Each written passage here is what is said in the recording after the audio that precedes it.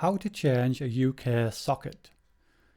Now, I'm going to disappoint you here because there are quite a few issues with changing sockets, and these look easy, but in my experience as doing inspections on homes and offices, you see that there's a lot of common mistakes that people make.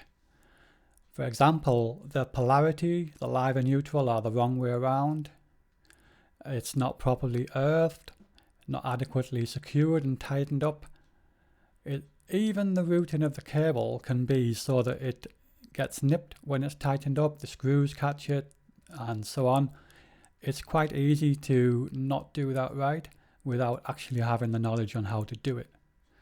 Now, while it might not be absolutely rocket science, there is actually a knack to it.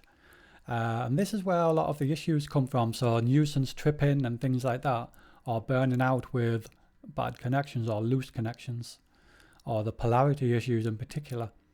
So I would strongly advise, if you're not confident or competent to change this yourself, that I would definitely have a word with an electrician in your area.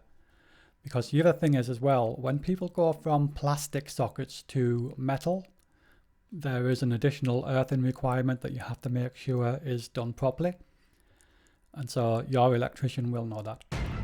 But if you are after some information about the range of sockets available, then feel free to let me know in the comments below.